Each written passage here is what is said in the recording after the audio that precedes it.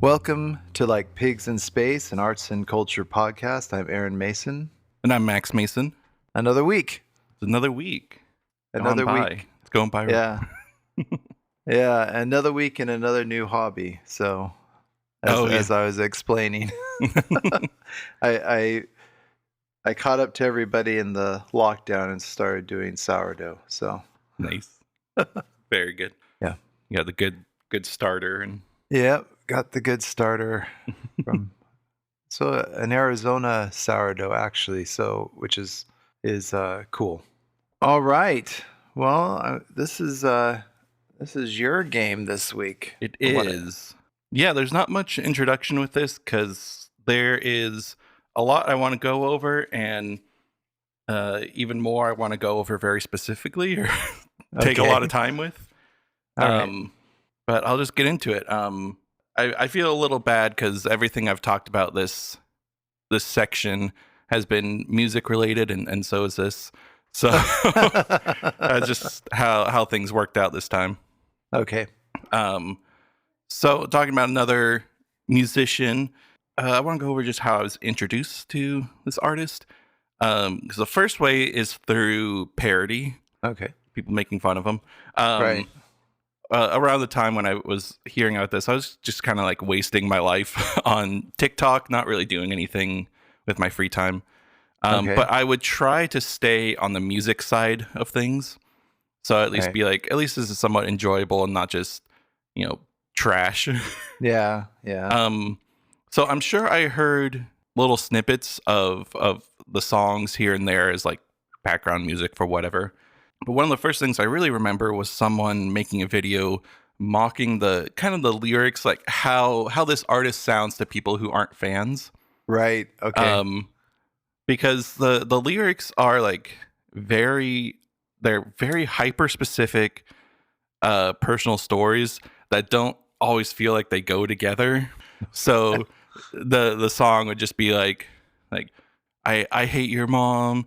And it's cold in Texas, and and you told me you'd get better, but you didn't. Yeah, I love those. I love it when it's about an artist I like, and then I'm like, oh yeah, okay. Yeah. But that's how I was kind of introduced to their style. And the other way it was I was introduced by Chloe, because she listened to it a lot more than I did. And she would show me full songs in the car while we were driving around. And some that we'll get into later, and one from the first album. But I enjoyed it, but I wasn't fully crazy about it. But it felt to me that there was something there, that there was something I was missing. Right. And that I just need to spend a little more time listening to the songs. And that artist that we're talking about is Phoebe Bridgers. Okay. So... Phoebe Bridgers, she is from Pasadena, in California. Okay. And I think I'll like your insight on things going later, because a lot of songs, they make mention to places around Los Angeles that I think you probably have more experience with than I do.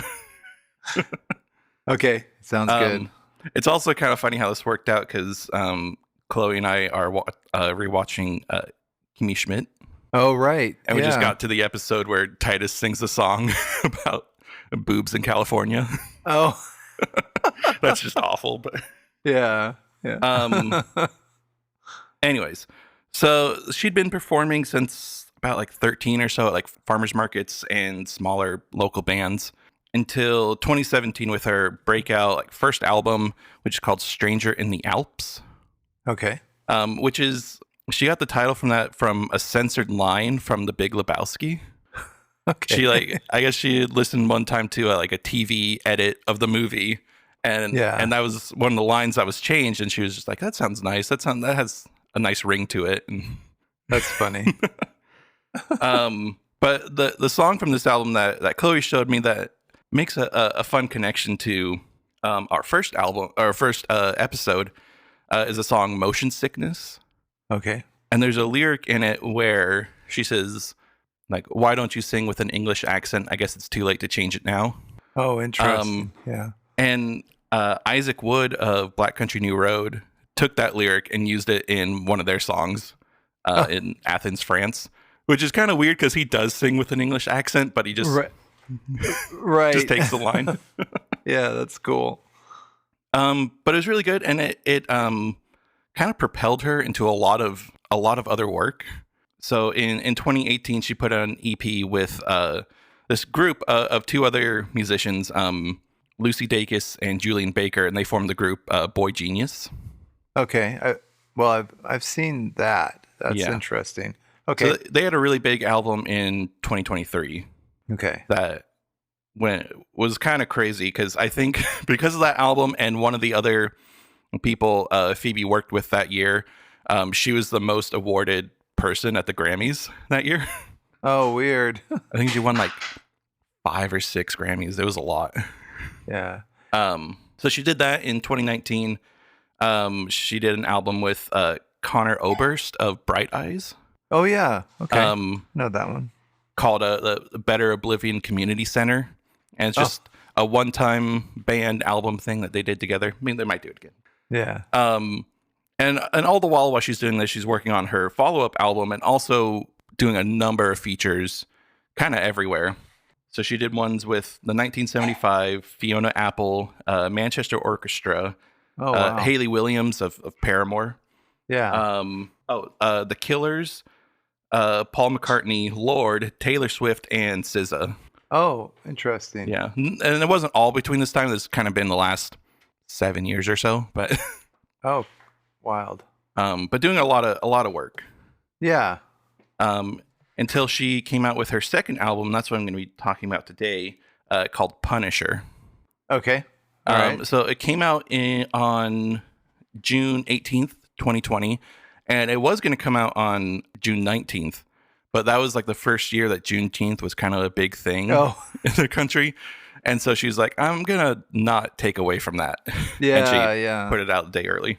And so I gave it a chance, and I don't know why this one seemed more interesting to me without, having heard much of it at all. And I think it was a really good idea that I did that because it's just great. It was recorded pretty much in order of the songs that appear, or the order that she wrote them and recorded them. And there's a huge amount of guest musicians, like people coming in to play other parts and provide vocals here and there. It's not for any like lack of talent or like songwriting assistance. It was just to get a better, like, the benefit of collaboration, which I really love. Like I've noticed that I work best and I can write a lot more when I'm working with someone, like sitting and trying to do things myself. It's super hard. Right. No, that makes sense. Another cool thing is that she dedicated this album to me. To her dog named Max. Okay. All right. who died during the recording of this. Yeah. And I think really impacted a lot of the writing on here, and we'll get into that later, but it does come up a lot in a way. Okay. But the main thing I really want to try to answer with this is why does it get me so emotional? Because it does. It really hits me, and from like not the first song, but the first lyric, which is on the second song, it's just like tears from there on. Oh no. Okay. So I wanted to try and understand that, and hopefully I can kind of explain my thoughts, and I might not have all of them worked out, but okay. Let's get into it. So the first song is called DVD Menu. Okay. And it's pretty simple, quiet intro. It's just instrumental. I think there's some manipulated vocals in the background, but it's pretty buried. And it kind of mimics that sound that would play during a DVD menu while you're waiting to press play. Oh, okay. Just something simple that can just loop constantly forever. Right. And the instrumental also sets up the ending of the album. So we'll get back to that later, a lot later. Yeah. Yeah. It's interesting because I think it captures the feeling of the album cover really well. I don't know if you see it or if you have it pulled up there, but It's kind of dark except for like that red mountain on it, and then Right. she's there in like a skeleton costume. Right. It sounds a lot like that, like you're dropped onto this like dark, distant planet, and you're kind of looking up at the only way out. Yeah, that's cool. I wonder if there's a place just north of LA that they filmed a lot of Star Trek episodes at. Hmm, It looks like that might be where she is. I bet. Yeah. Yeah. Yeah, especially given where she's from. Yeah. Yeah. So yeah, we get that pretty simple Yeah. loop. And then it goes into the song Garden Song. Nice. Now, one of the things that will come up a lot with this song and throughout the album is the kind of muffled, like soft sounding production of it. Yeah. Everything sounds a little closed in. But I think it's pretty intentional because there's times where it will not do that and to serve the lyrics of the song. But for this Yeah. one, it's pretty simple. There's just like a soft, plucky guitar, and there's this like weird, kind of like chopped up sample radio sound in the background. Okay. And it's about all these. It's kind of about like dreams of where she wants her life to be and where she can picture it going. A little bit of where it is, but about like living with this guy on his house in the hill next to his skinhead neighbor. Oh, no. Gotcha. But then it also makes reference to like the Rose Parade, Yeah. and this is the one that really gets me. Like the way she's and they're gluing roses on a flatbed. You should see it. I mean, thousands. Yes. The way she delivers that, I mean, thousands. It just has so much like wonder to it and like amazement, and I don't know. That's the one that like gets me, it gets me going. It gets the tears running. Oh, interesting. Um, Now you need to go to the Rose Parade, right? I do. It's it is it is amazing. I've gone and you sit there early in the morning where you can get a seat and just wait. Yeah. And then yeah, it is amazing. I mean, like it's stupid how many flowers are on it. Yeah. You know, like, Yeah. so The other thing I want to talk about, that'll be a theme going forward, is that she has what I call Shin's lyrics, yeah, okay. where they don't repeat.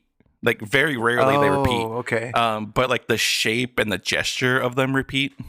Right.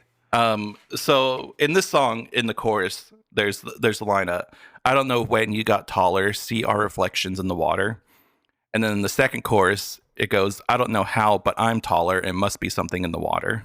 Oh, And there's lots of examples of that, but yeah, I'm sure the Shins aren't the only ones that do it, but yeah, but I understand what you mean. They did a lot more. yeah. And, yeah. Interesting. But it's cool. It's a good kind of soft intro getting you into the album. It's kind of fun. Like the bassiest notes in it are during the chorus when her vocals. I don't know if it's her vocals or someone else's, but they're just like super super deep. Like they're pitched all the Okay. way down, and that's like the bass line singing the melody. Yeah. So it's kind of a fun texture. A lot of things you might miss if you listen in like the car or something. And there's a lot of little details, but you know, with the headphones, you'll catch them. But yeah, that gets us started, and then we get into the track 3, which is Kyoto. This Oh, I yeah. was going through the lyrics. So this is this is very LA. Yeah. Well, yeah, because it says but from the window, it's not a bad show if your favorite thing's Dianetics or stucco. Hmm. So, you know, Dianetics is L. Ron Hubbard, and Yeah. they're every freaking where. Like, in LA, it's like, oh, there's another Dianetics building. There's another Yeah. Scientology building. So, Yeah. I think in the garden song, she also mentions like the Huntington Botanical Gardens or. oh yeah, oh those are. I was a little kid. They used to. I think that's the ones they used to film the old like 1950s or 60s Tarzan in them Mm, in the garden Yeah. in the botanical gardens, and we used to go there. It was great. yeah. So You got ahead Cool. of me. That's not in that song. I'm sorry. I'm sorry. Okay, Kyoto. So this is one of the faster and louder songs on the album. There's a lot more like driving rhythm, really like punchy drums to it. Okay. And I think this is also like a very popular song by her. And I think that's probably where the mocking comes from, is like making fun of this song. Because you get the first verse, and you can kind of get what they're making fun of. So it says, "Day off in Kyoto, got bored at the temple, looked around at the 7-Eleven. The band took the speed train, went to the arcade. I wanted to go, but I didn't." Yeah. So just all these like kind of random things like tossed together. But I think it sets up the theme of the album, which is it's largely about her father and their kind of like strained relationship. Oh yeah. And just how persistent it is in her life, like how much it just always comes up and it's always something that's on her mind. She's just wanting to relax and take some time off. So like this first verse is her with her band, and the second verse it's her wanting to like just hang out with her brother. Mm-hmm. And it's the same thing. It just starts thinking about him again. Oh wow. But it's really good. I like the second chorus where it changes again, but has the lyric, "I don't forgive you, but please don't hold me to it." Right. So this kind of feeling is like wanting to be angry at what he's done, how he's been as her father, but also leaving it open to the point where she could forgive him. Yeah. But it's very like joyful, triumphant sounding song despite all of that. Kind of got these like big Sufjan Stevens horns that just sound great. Yeah. Very cool song. It's really good poetry, and I'm just, as you're going through these, I'm jumping through the lyrics, and it's really good poetry, and it's free verse, so which is cool, because then you're going for a sound that you can sounds good to sing together, not going for the rhyme. And that's really cool. Yeah. I think she's mentioned that she rewrites the lyrics a lot before they come out. So the songs will go through like 5 or 6 lyric changes, right? Before, I think even before she writes the music to it. Like she's very lyrics first, and then. Oh, cool. So yeah, next song is the one you're reading on. It's called "Punisher." Okay. And so she's kind of explained what a punisher is. Oh, I was on the wrong thing. Okay, sorry. So a punisher is someone who won't shut up about their obsession to the point where it becomes painful for others. Like someone who just won't stop talking about something. So she kind of mentions like interacting with fans who just want to talk about how much they love your music and stuff. And so you want to be supportive and wants to be, there for her fans. But at a point, it's just like, I got to get going. I can't just be here all day listening to you. Right. Yeah. But it's one of the softer songs too. I think it's one of the few ones that doesn't really feature or focus on guitar too much. Okay. Because it has this like soft piano, and it's interesting listening to it. Do you remember in the song Cathedral, the Van Halen, how you can kind of hear him turning the volume up? It's like yeah. It has that with every note in the piano, like oh. So kind of cool, fun little connection. But in the first verse, she also mentions makes reference to the Snow White cottages. Yes. In LA, which I think they were built in like 1931, like been there for a long time, and kind of served as the inspiration for Disney's Snow White. Okay. And her cottage.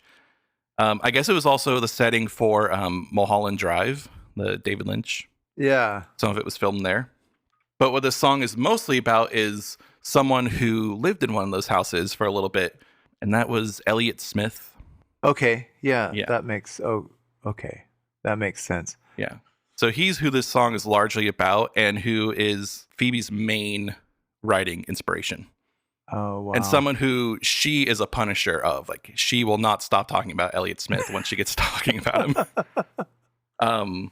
And kind of in the second verse, you hear that where she just like wants to endlessly consume all these stories about him and wants to learn everything from people who knew him, because she never knew him before he died. Right. Even though I think they lived in the same neighborhood or like pretty close to each other as she was growing up. That still makes sense. I mean, how would she, even close association, big age difference and everything. So, Yeah. but very cool. Yeah, these And are so, wild. Yeah, yeah. They're pretty houses too. I like them. yeah. They're somehow very California and very weird at the same time. Yeah. So yeah, I very see a cool. lot of those houses here in Portland that they're the Tudor style Yeah, house. yeah, exactly. But they kind of have that more flowing roof to them. It's not as rigid. Stark, yeah, Yeah. like not as flat and down. Yeah. Not, yeah, There's yeah. only a few of That's them around here, but they're really cool. yeah. That Um I do like that style. It's East Coast has a lot of that too. oh yeah. So Nice. cool. But yeah, so you get the chorus, and this is one of the few times where the chorus does repeat. But the lyric is, "What if I told you I feel like I knew you, but we never met?"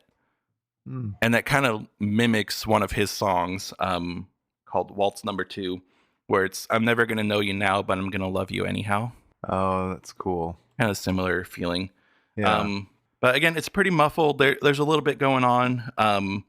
But towards the outro, you get these strings coming in, and they really like brighten up and open up the whole song. And she's like, I think, kind of opening out herself and how she's feeling about Right. this. And it's kind of cool on the lyric.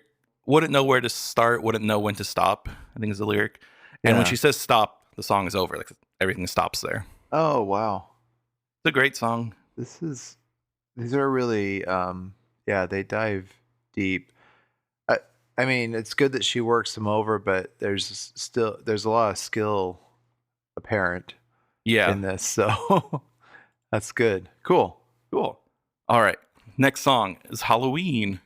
Okay. Which will be appropriate because I think this episode will be out on Halloween. Yeah. Nice. So this one covers a few of the recurring themes of the album. Yeah. Or not so much themes, but like ideas or descriptors. Because there's a lot of talk about like ghosts and supernatural things Hmm.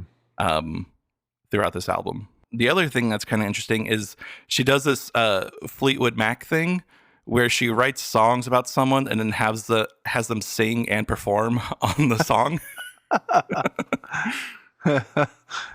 Yeah. I wonder if they're also in a love-hate relationship too. And Yeah. Well, yeah, some of them. yeah, some some of of them them are. Yeah. Okay. Okay. Yeah. All right. Yeah, definitely dating, but Oh wow. but I think along with the themes of like, the idea of Halloween, the guitars on this are very like plucky and brittle. She uses this rubber bridge guitar, Okay. where instead of being made out of wood, it's made out of rubber, so it doesn't really resonate as much and gets that like every note is Oh. very muffled like that. It's kind of a cool sound. Yeah. That it's all over this album. It's everywhere.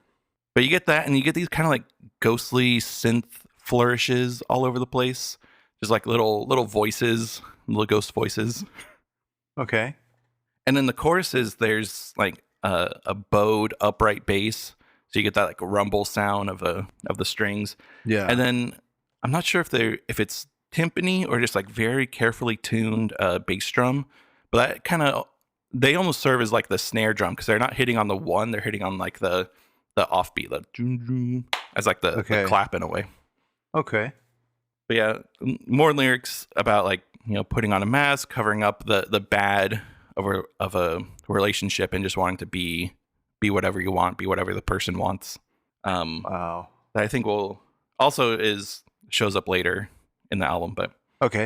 it's a good one. Very, very spooky sounding, Yeah. without being too like horror over the top. Right. I think she also mentioned, I think this is probably where she's mentioned part of the influence for this album was the My Favorite Murder podcast. Okay. Um, Oh yeah. Okay. so I think there's a bit more like creepiness to this one and some of the lyrics. Yeah. But yeah, it's a It's fun one. those are I've listened to that one, and they're very. I could understand, given some of the things you said about her, why she'd listen to Mhm. that podcast. So Yeah. Awesome. Okay. So the next one, track 6, is Chinese Satellite. And this is one of my personal favorites. I think it has some of the best lyrics, or at least some of my favorite ones. Okay. But first, the instrumental. I don't know if this is a good comparison to make, but it's Okay. always in my head. It sounds like a weird mix of the Tangled soundtrack Okay. and Tarzan soundtrack. So it's Okay. kind of got that like modern drive of like a maybe not Tangled specifically, but that era of Disney music. Right. And then like the very like jangly big drums of like a Phil Collins Yeah. style, you know. That's kind of interesting. That mix. Yeah. Okay. Yeah. I gotcha. I don't know if you listen to it and you can see if that's a fair Okay. connection. All right. Maybe it's not, but it's always what I think about. Yeah. No, go with it. Go with it. And Own it. then also in the intro, there's this like talk box sound, but it sounds almost exactly like that Merlin game that we had, the little like Yeah. red phone thing. Yeah. It sounds just like that. Oh wow. But it's so buried in the mix, you can't really hear it, well, or hear what it's saying too well, but it's there. Yeah. Cool. So this song is really just about like a lack of religious belief. Like she wasn't raised religious at all. Okay. And wanting to believe in something, but just can't. Like I think in the lyrics it says like she's looking at something and just not feeling anything back. Right. But it has the lyric, took a tour to see the stars, but they aren't out tonight, so I wished hard on a Chinese satellite. Yeah. And I saw a lot of people make comparisons with that lyric to the song "A New England," Yep. the Billy Bragg. Yep. Me too. I was already there. Right there. Yes. It's wished on satellite. Is it wrong to wish on space hardware? I wish you were here. Yeah. Yeah, that's yeah. No, it's same idea. Yeah. Very cool. Okay. But what I really like, I love this verse. I'm just gonna read the whole thing. So it's, you were screaming at the evangelicals. They were screaming right back from what I remember when you said, I will never be your vegetable because I think when you're gone, it's forever. But you know, I'd stand on a corner embarrassed with a picket sign if it meant that I would see you when I die. Oh, wow. Just great writing. Yeah. Oh, I love it. It's so concise and like, you know. Oh, wow. Yeah. It's also fun because, you know, along with, you know, looking up towards like heaven, I think there's also this theme of looking up towards aliens. Yeah. Like there's mentions of a tractor beam, and she says, "I want to believe a lot," which is like that, you know, that very famous poster. Yeah. It says, I like it says, coming to take me to where I'm from, like as if she's feeling that this is not like she's feeling outside of what we consider normal because she's not really from this planet. Yeah. That's kind of cool. That's a neat idea. Yeah. In the first verse, she's like, you know, I look to the sky and I see nothing. And she says, you know, I hate to be alone. So it's like, it's not because of I feel so fulfilled in life. Right. And then she says, I want to be wrong. Like I want there to be something out there, but I just don't feel it. Yeah. And even if it's not this planet, even if just trying to find your area of comfort that you can call home is also can fall into that. Yeah. You need to get pulled into the area that is where you should be. Yeah, that's a neat idea for sure. How from that to wishing on satellites, it's you know, a lot of displaced devotion, I guess. You know, like you're wishing on and giving attention to things that maybe aren't getting you to the right place. And so maybe you just don't understand how this particular set of circumstances work, and you're trying to get to where you do fit into the, you know, like we always felt a little bit out of place in the South, right? Yeah, right. In the South where they don't understand sarcasm. So yeah, it's like we don't speak the same language. So yeah. Oh, very cool. But yeah, there's more great things in this in this song. But I think there's more I want to get through, Sure. and save some time for just really incredible moment later. Okay. So next song is Moon Song. Okay. And so this one I want to use to kind of highlight my confusion with why these songs affect me so much. Because like a lot of it is about stuff that I haven't really experienced. Like there's a lot of like hard drug use, and I haven't done that. Right. There's like drunk kisses, and I haven't done that. And so in this one, but then the lyrics come along, and you like with the drunk kiss. It's you couldn't have stuck your tongue down the throat of somebody who loves you more. So I'll wait for the next time you want me, like a dog with a bird at your door. Oh, wow. Yeah, that's about right. And then you hear that, and it's like, hell, maybe I have experienced that. Maybe I have had a drunk kiss or something. Well, yeah, drunk kiss doesn't have to actually be alcohol, right? It can just be your emotions and situation too. So Yeah. I also listening to this, and I don't know if it's a comparison you would know, you probably understand a little more, but it kind of felt like how I felt with like Tony Hoagland. yeah, Where he tells like very straightforward stories, and they're not like hyper metaphoric or anything.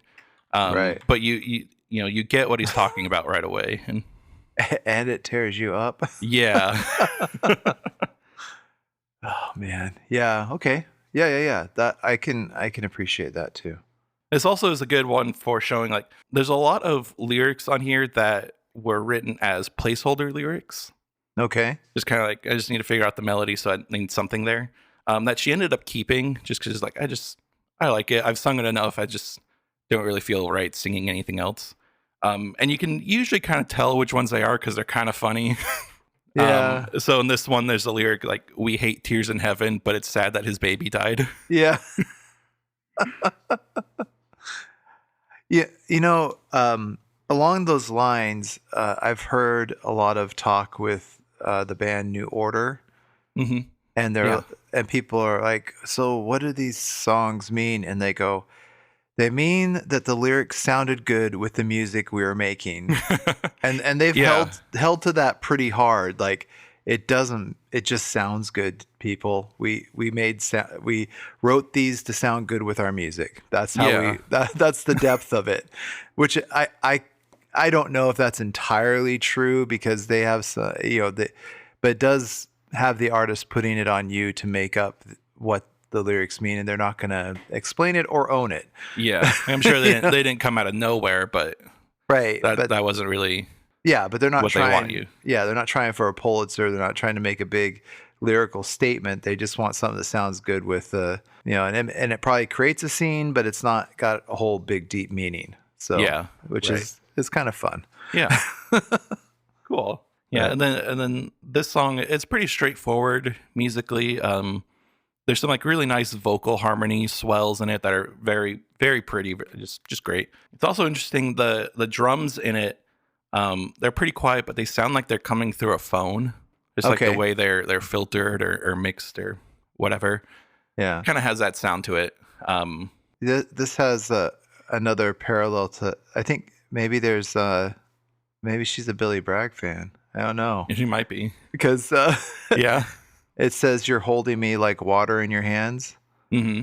Um, not quite as emotional, but there's he makes a lot of connections like that, and there's one called Goal Hanger, and he goes, "You hang around like a fart in a Russian space station." Oh, really?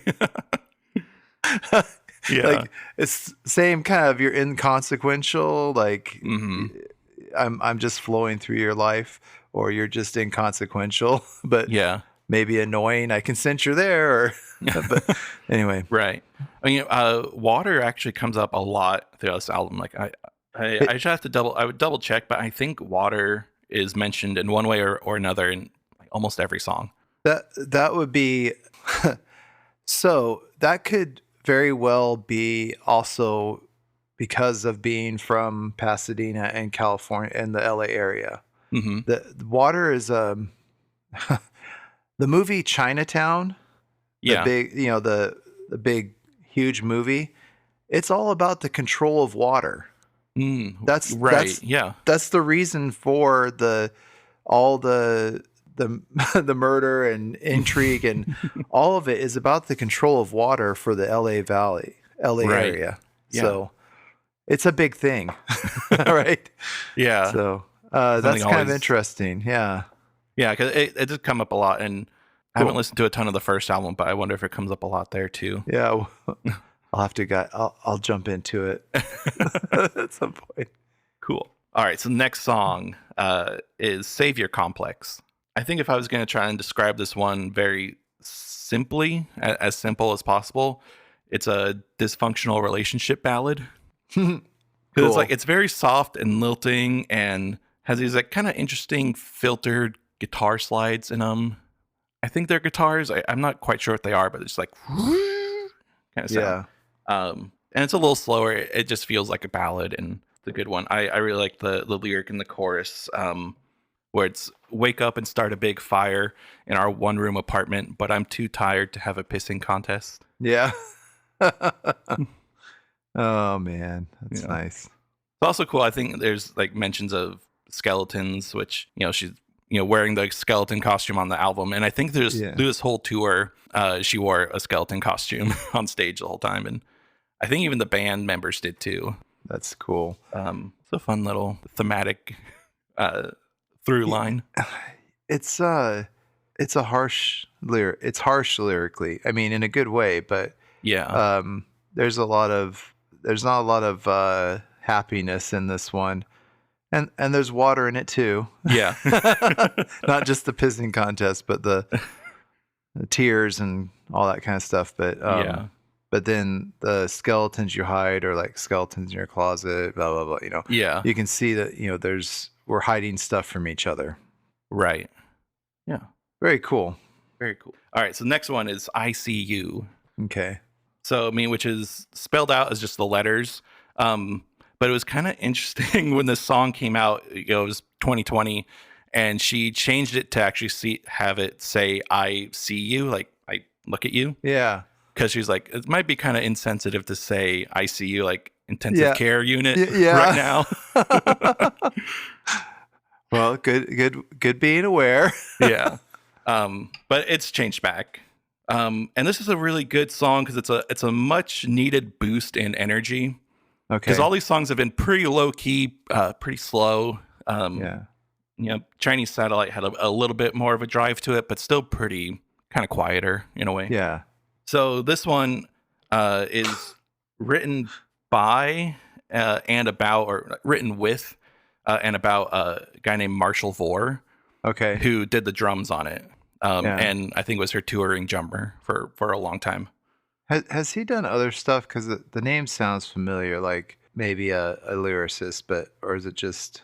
I wonder. I'm not sure. I think he's done some other work, but I think he's mostly known for the drums. I'm not entirely sure, but they dated for a little while, and so that's why he was helping out. Cool. So yeah, more upbeat. There's a little bit more positivity here. Yeah, okay. Good.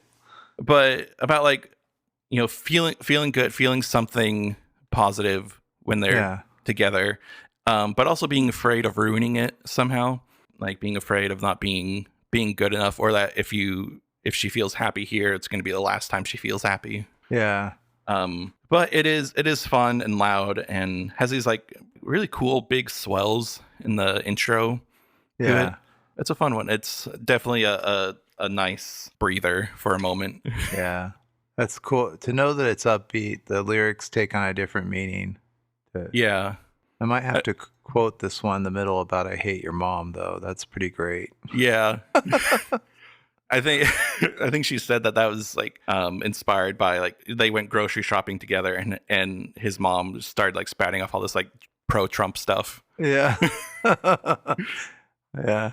It's amazing how much you can say when you don't know what you're talking about. Yeah. That's good stuff. All right. So yeah, I'm kind of rushing through these ones. Yeah, I get it. I'll try and stop impeding you. But oh no, it's okay. I mean, just in case anyone is like, feeling like, oh, you should talk about this song more. It's like, well, there's one I really, really want to talk about a lot. All right. All right. Okay, so next one is Graceland 2, like Graceland as well. Yeah.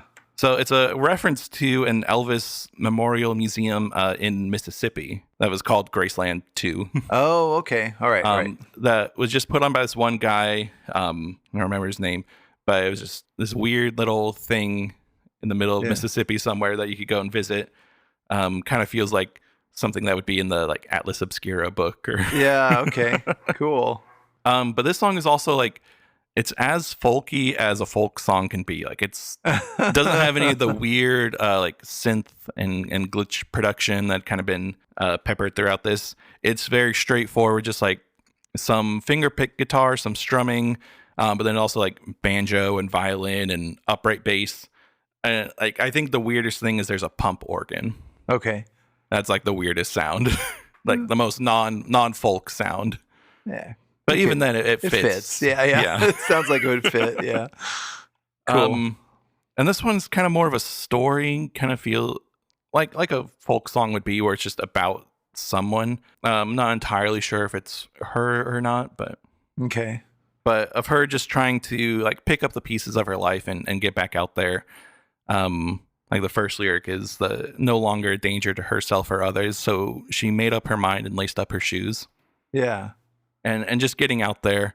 There's a lyric in the second verse that I don't think it's completely intentional, but kind of reminds me of Car Radio by 21 Pilots, where she turns up the music so thoughts can't impede. Yeah, that's cool. But this is also a cool one because we have Julian Baker and Lucy Dacus again, who are boy genius to come and do harmonies on the last album, and their voices just work so great together. Oh, cool. They're all unique in their own way. Like you can pick out who's singing what. Yeah, that's neat. And it's a good group. They formed it as kind of this like protest to the idea that women in music was even a thing that you had to say, or that women in music were often kind of pitted against each other. Yeah. And they're all like very popular in like the singer-songwriter community, and they just liked each other's work. And so it's like, we're just going to work together and we're going to write songs together and support everyone's music. And yeah. So it's a good, and the album they made a couple years ago is just great too. So how many have they just done one? They've just done one. They've done a couple EPs. Okay. But just one main album. Okay. So there's like a run up to, and then they did a full album. Yeah. Cool. I will have to listen to that as well, but I'm going to add these both to the list, but cool. Yeah.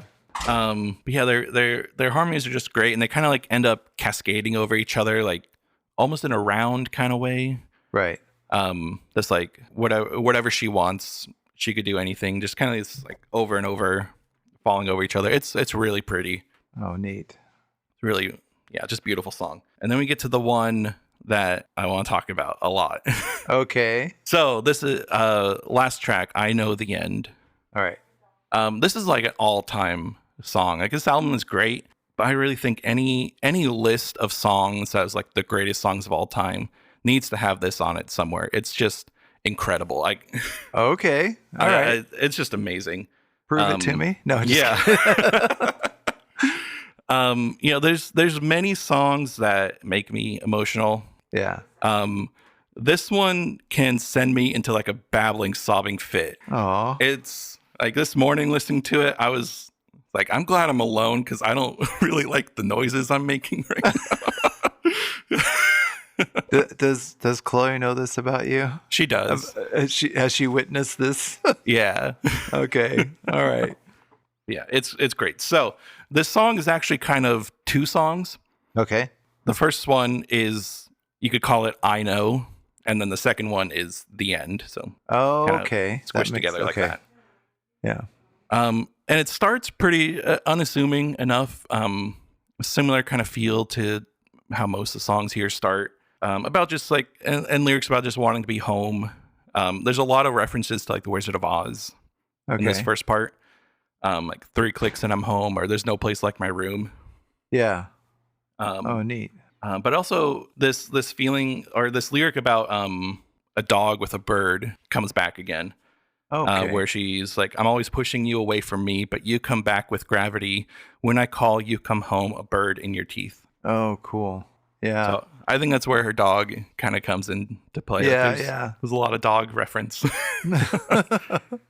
But it does that, has the chorus, and then it kind of quiets down for a second, and the guitar changes into this new loop, and then the song from this point on is largely just one verse and one melody through the whole thing.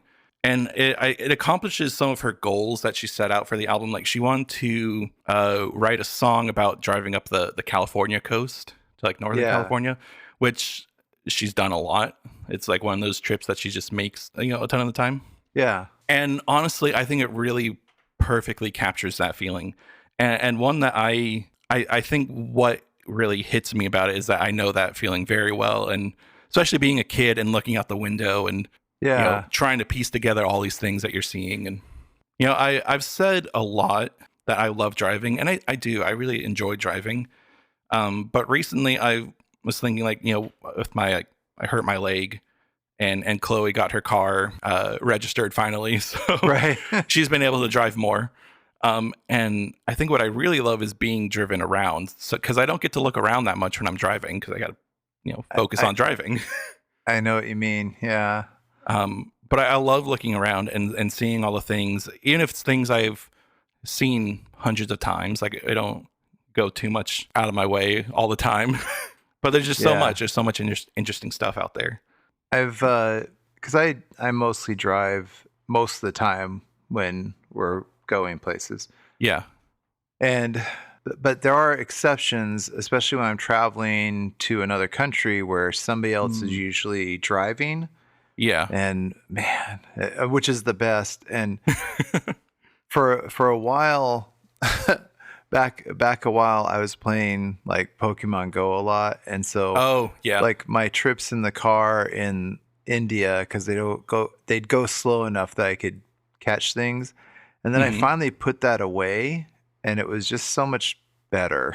It was better to be engaged or be able to fall asleep, but more better to be engaged and see everything and see what's going on and really look at it. And yeah, so good. Really good. So I want to go really in depth on this, and if you want to throw in any insights too, kind of go line by line, or like 2 lines at a time, I think is the best way to kind of keep them all connected.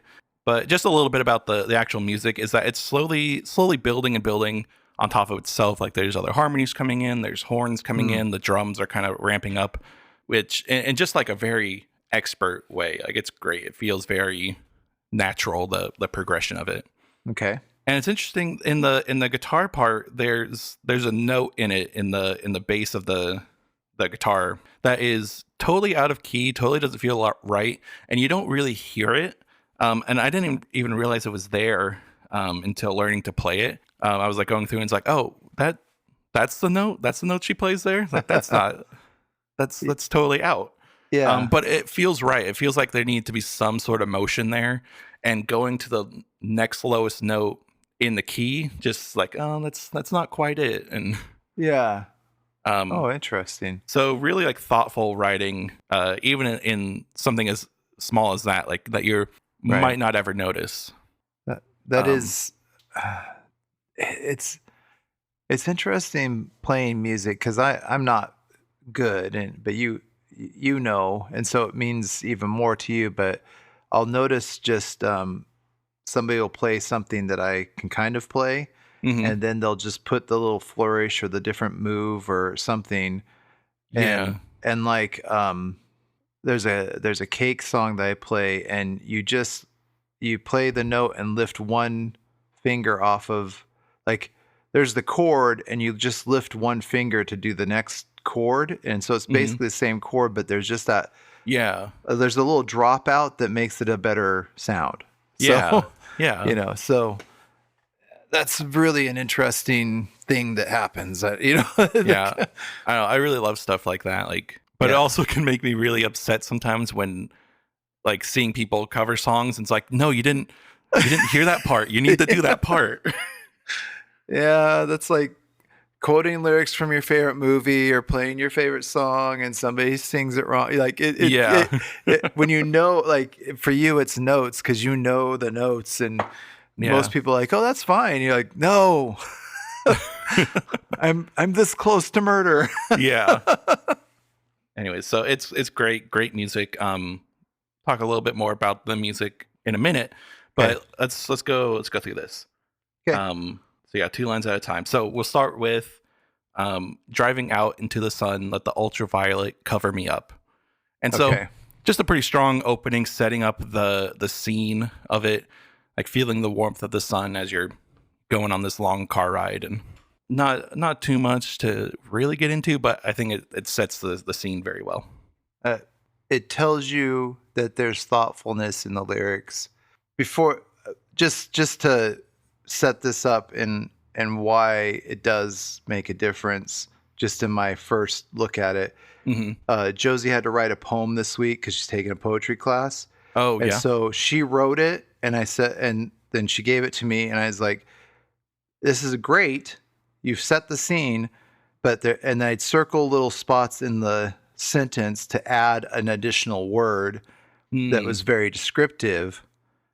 And this one, by taking sun and then covering it not with light but with ultraviolet, it makes a more vivid picture. Which vivid going with sun and ultra, but Yeah. vivid picture, which is great writing. And that's why I was trying to show, you need to use your $5 words in poetry, Yeah. right? Right. And it paid off.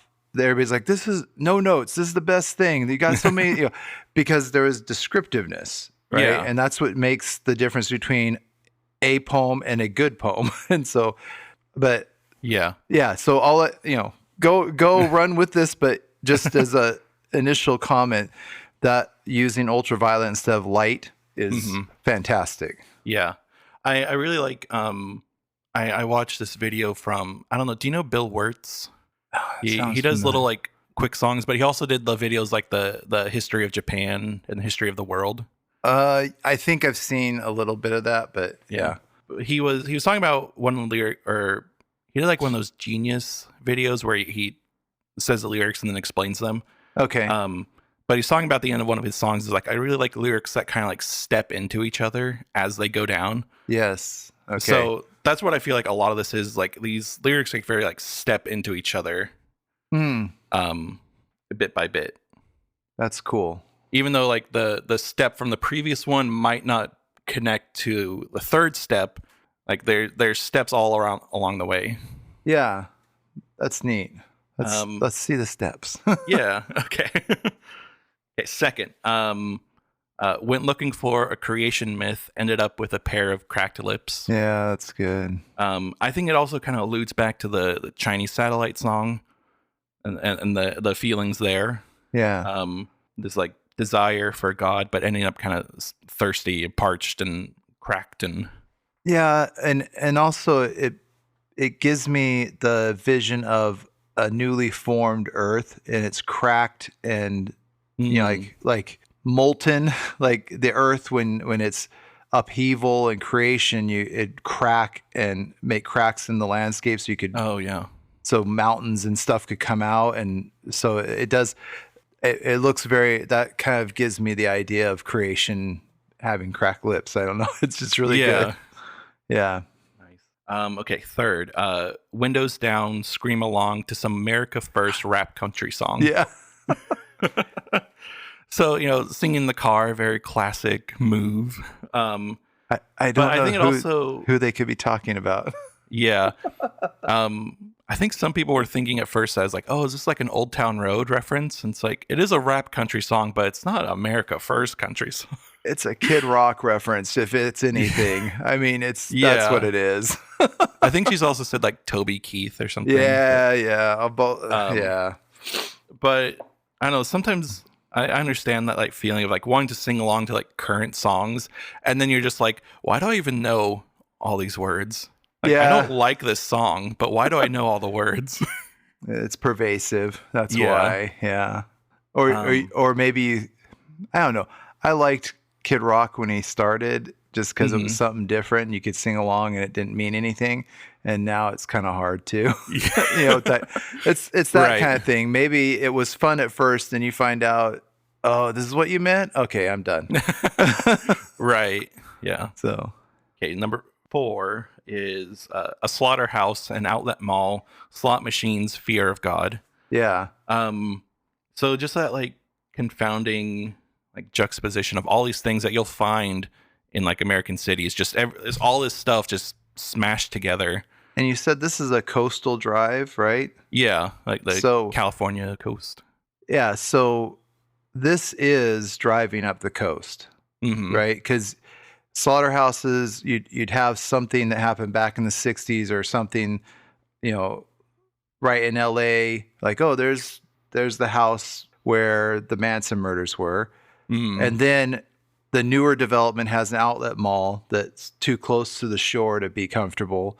Yeah. And then there's a reservation, and then there's some big mega church. Like this is you actually going up I think it's the 405. You pass like the Trinity Broadcast Network has their Oh yeah. oh my gosh, huge thing studio right on the freeway. Like you cannot miss it. And just that's going through Orange County and stuff. And it's very much and man, yeah, that is it. it's it. Yeah, I'm sorry, but it's it. Yeah. I think it's also a fun kind of connection to that funny feeling that from the Bo Burnham one. Oh, where you're just kind of yeah, like yeah. listing things. Yes, yeah, yeah. And as a little side note, that song's also funny because when it came out, Phoebe Bridgers started covering that song in concerts. Oh, cool. And then released it as a single. And now is dating Bo Burnham. Oh no. Oh, good. Yeah. That's fun. Okay, back to it. Yeah. We get windows down, heater on, big bolts of lightning hanging low. Yeah.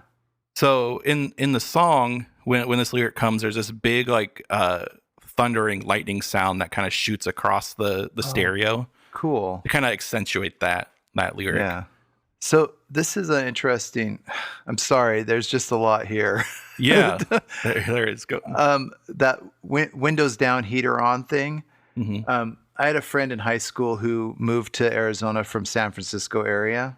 Okay. And so he's like, guys, when he's got this Dodge Charger that he had, and we'd go training. Do you remember? Oh, I told you about that? Yeah. So if you have a front wheel drive car and you put food trays under the back wheels and pull the emergency brake when it rains, you can spin your car in the parking lot. Don't do that, kids. Yeah. But it was kind of winter time. He's got his windows down. He's like, no, dude, watch. Does this, turns the heater on full, because how are you going to cruise and cruise for chicks or whatever? Yeah. If your windows are up, right? And being from Arizona, it's like either it's one or the other, up or down, but you don't ever have your windows down because you always have the AC on. So it was kind of a new thing for me in high school to see that. But yeah. And actually this one, when you said stacking, this one stacks or steps into each other more than the previous ones. There's couplets in the other ones. This one, the whole 4 lines, well, actually the first line is fine, but the 3 stumble into each other topically. So, because big bolts of light hanging low over the coast is actually the idea, and then what people think about is the other idea. But there's also that picture of big bolts of lightning in clouds hanging off in the ocean. Yeah. Which is just the coolest thing. That's my favorite thing when I'm in India, is to be up on a high floor and see the coast and watch the lightning out over the ocean. Oh yeah.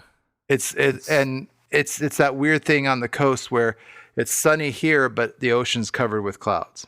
Mm-hmm. And so yeah, that's crazy. Anyway, yeah, so it's cool to see that. Cool. All right, so next one is like you said, over the coast, everyone's convinced it's a government drone or an alien spaceship. Yeah. So this one's actually a reference to one time when she was on this drive and she saw one of the first SpaceX launches. Oh, okay. And that was totally like unknown about, and it was just super confusing. If you see something like that Yeah. with no expectation of seeing a rocket, you're just like, what in the world? There's so much weird stuff like that in California. Yeah. Um, we we were just biking around one day in the 90s when I was there, and all of a sudden we see this huge rocket shot off. Like, Oh, yeah. where the heck is that going? And it's like, and we were in the middle of a war too, so like, is the Gulf War or something? Oh, okay. And we're like, is that going to the Gulf? What is going on here? Yeah. While she says that's what it is, which makes sense. Also, Catalina Island is a place where there's a lot of, they're not UFOs, they're UFPs, I think is what they're called, unidentified flying phenomenon Oh, okay. or something. I don't know what the new term is, something like that. But Yeah. they have this theory that there's an alien base in the ocean off the coast of California because they see Oh, these UFPs dive too fast into the ocean and disappear, and then also launch out from the ocean too Oh. fast, like just out. yeah. And they can track them, and they're like, "That's not a plane. It's not anything we know." And there it goes, and it's making left-hand turns, and it's going down. So there is a lot Right. of that right in that area that's really weird. So Yeah. yeah, the alien spaceship part is probably true. Plus, I think we talked about, I don't know if we mentioned the battle for Los Angeles. So, The rage.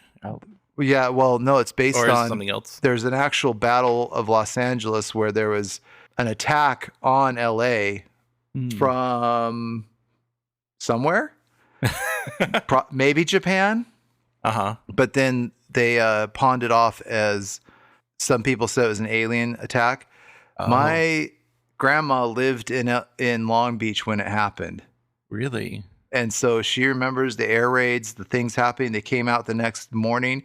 There's debris on the streets Mhm. and from something. Yeah. So something happened.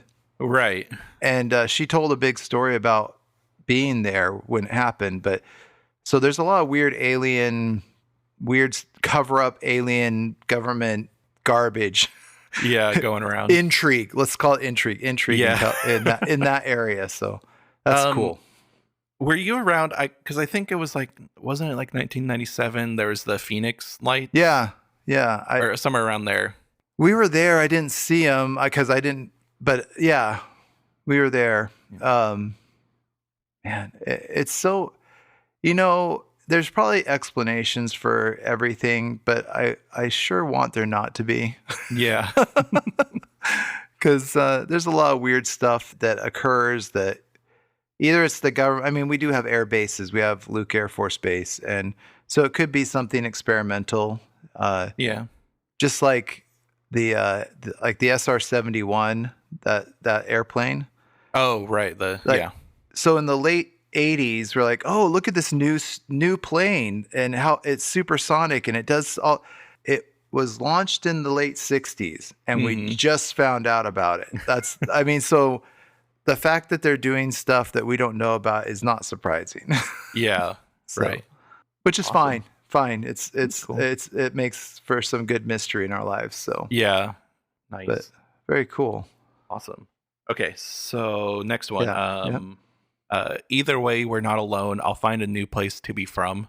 Yeah. So I think kind of with what you mentioned before, like not really knowing where you belong. Yeah. And, not feeling like you belonged in the South. Yeah. Not that you were from there, but I mean, Right. still. But we were making it a home, and we'd been there for 10 years. Well, at 8 years, we started to feel like it was time to not belong there anymore. Yeah. Yeah. But, I think there's also like trying to find, even with the confusion of like, oh, is this the government drone or alien spaceship? Like either way, it's something, and we're not totally alone. Yeah. And But- I don't know, I feel that way sometimes too. Like I'm never totally sure where to say where I'm from.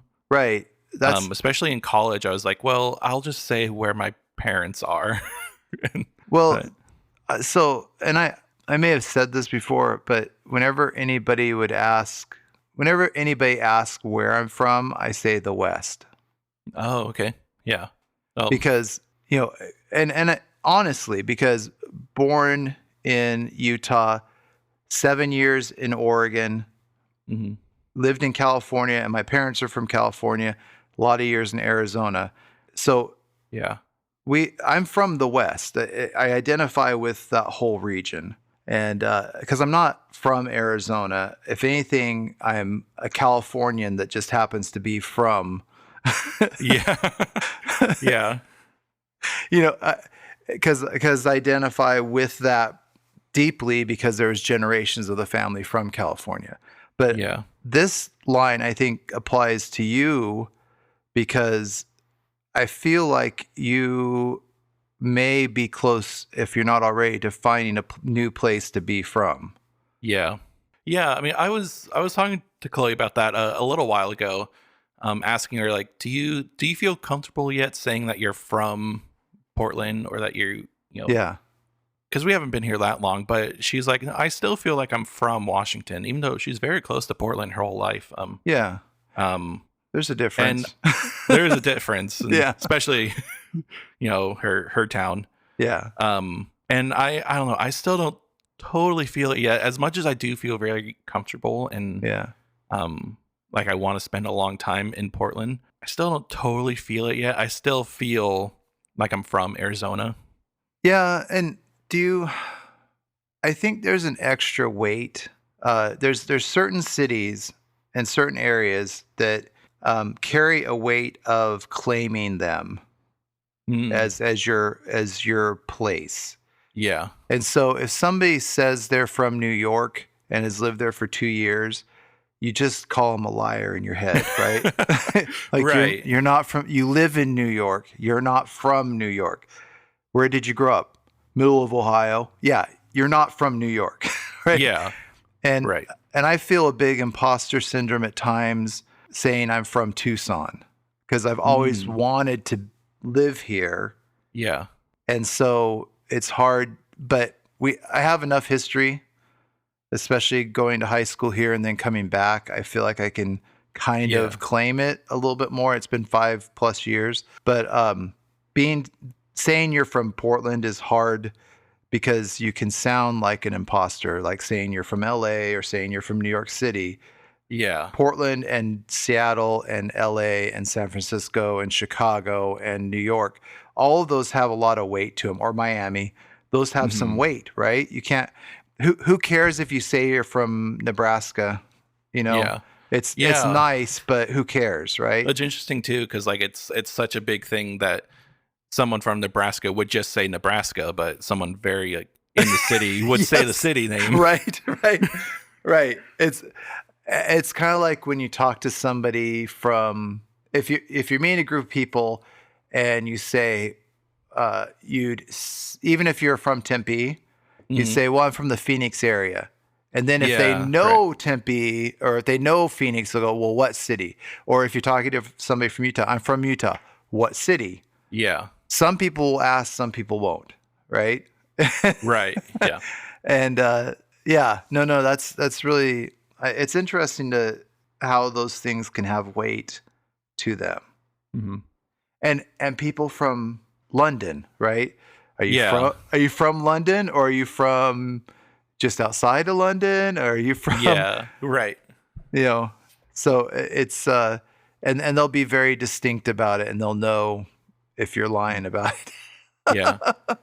I'm sure you could probably realize like a difference between someone from like Phoenix versus Tucson. Oh Um, yeah. but do you think there's enough like you could tell differences between like Phoenix and like Mesa or anything? Uh, Do you think they're unique enough? I Because in my mind they feel unique enough. yeah, Um, I'd say in behaviors, because you're gonna expect somebody from Mesa to be more conservative and somebody from Phoenix to be mm, more uh more not liberal, but different conservative. more worldly, because it's a bigger city. I've got there, it's one of the, not that I care, but they used to have sports teams in every major league professional sports league. They had a team. Oh yeah, I think they just lost hockey, but still. that's okay. Okay. But uh, yeah. cool. All right, number 8, Yeah. I think is where we're at. Okay. So a haunted house with a picket fence to float around and ghost my friends. So yeah, again, taking in all these like haunted ghost Yeah. themes from the album, but also like to me, I can really clearly picture like this weird, decrepit looking house in the middle of like a otherwise very normal neighborhood Yeah. that you're just kind of driving past, and you're like, well, I wonder what that story is. I wonder what's going on there. There is a house that they filmed the show The Munsters at that's right in the middle of LA. Oh yeah. It's called the Witch House or something that you just can drive along and look, there's a witch house. So yeah, that makes sense. Or one that's just decrepit in the neighborhood. Yeah. Like, is Um, anybody live there? right. Yeah. But also that feeling of like, I don't know, I've kind of had it recently too, and I want to try and be better about it, but like aging and having less time for friends, where Yeah. maybe you're not ghosting them exactly, but you Yeah. just end up having less time to communicate with them, and Yeah. that becoming harder as you go. Yeah, I wish we'd had better examples of that for you guys growing up. We had a really good friend base where we did a lot of things with a few families, Mhm. and then they all moved to Utah and abandoned Yeah. us. No. Yeah. Where it kind of went away, we didn't have that much, and some people keep that going. And I'm also not overly sentimental, and while I like hanging out with people, I'm not very good at making it happen. Yeah. So yeah, that's good. I like that. That's a good line though. Yeah. All right. So number 9 is no, I'm not afraid to disappear. The billboard said the end is near. So I think again, kind of connecting to that fear of God line.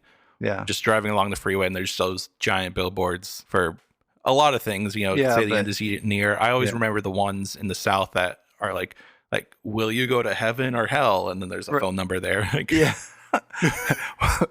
Where does the phone send you? yeah. Who's really advertising? Yeah.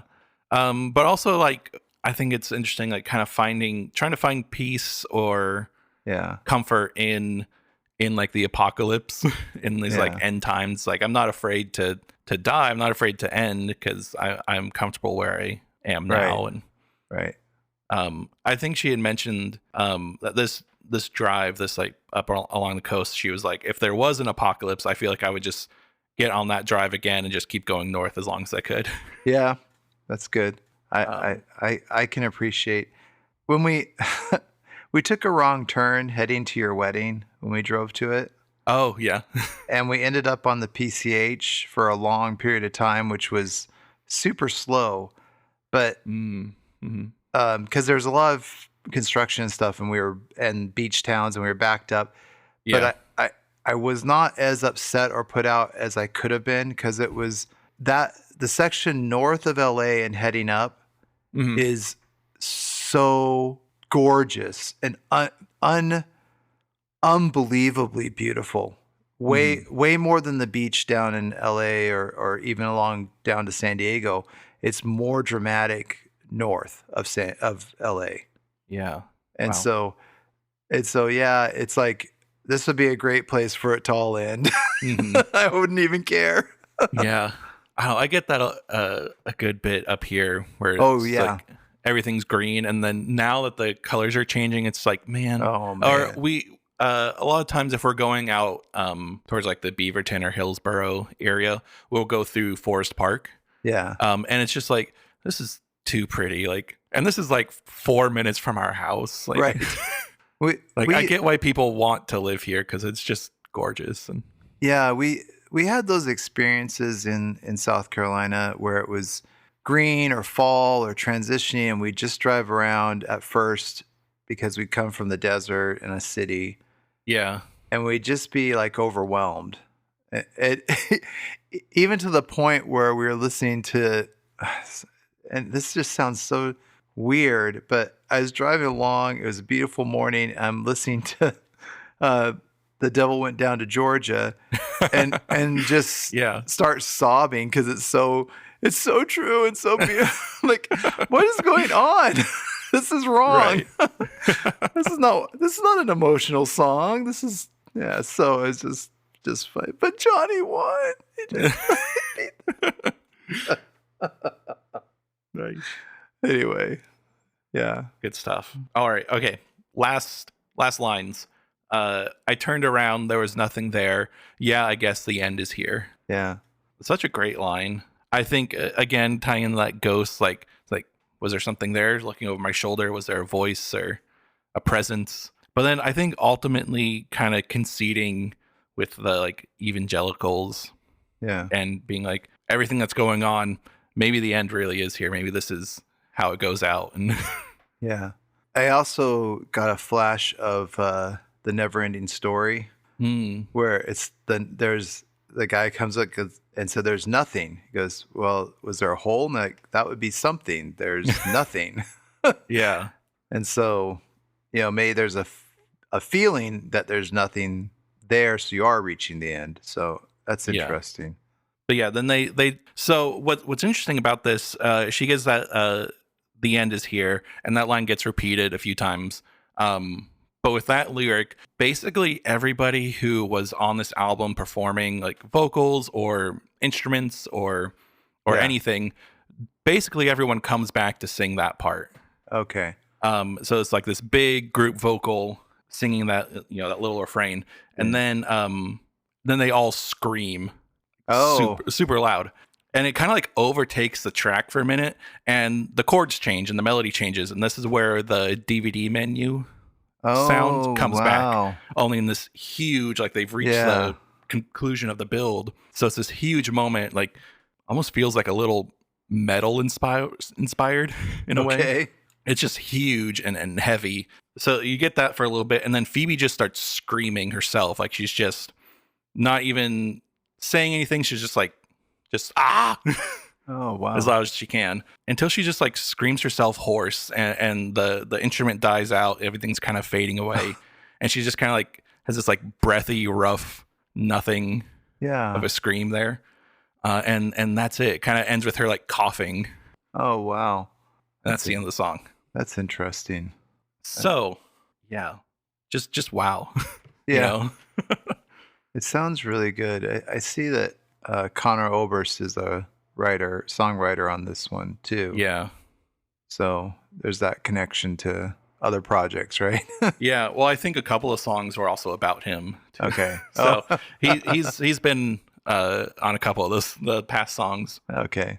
So yeah, so trying to answer like why I just turned to pieces with this. I really think it's just the complete emotional honesty, and that she's not really trying to be anything else. She's not trying to be like overly heady or metaphoric with anything. She's just straight out saying what she means, and I think that's really easy to just like connect with.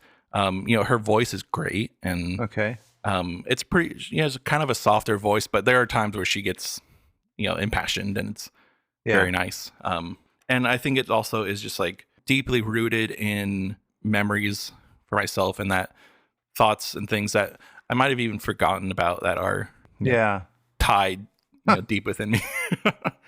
And then it's just like stunningly beautiful music. It's just great. It's great to listen to. That always helps. Yeah. It's also interesting because it, as I pointed out a few times, it's tied into a lot of the episodes we've talked, or our episodes recently. Right.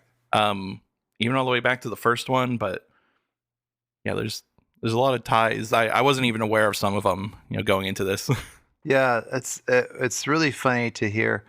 Well, it's really funny to hear like Billy Bragg lyrics pulled in, and it'd be interesting to know if that is via him or if it's via there's a newer version of A New England by a female artist. Oh yeah, and it'd be interesting if got to her via that, which is highly possible because it was a much newer version, and it's there's something you talked about how it was this more closed closed in sound. Yeah. but that opens up. It reminds me. I was just watching this show. I just got through it called Department Q, Okay. and it's about this guy gets his own department to go after cold cases.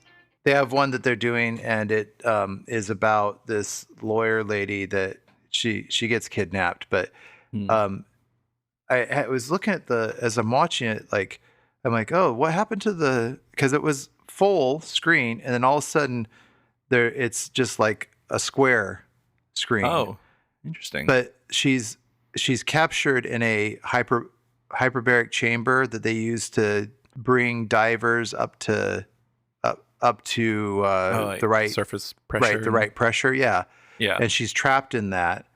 Oh. And so and she's being monitored on a TV by her captors, and so it switches to where it's just square like a TV, like, Oh. and then it widens out when you go to the rest. I was like, oh, and you don't really realize that's closed in, and then you're like, hey, wait a second, it's closed, and so Yeah.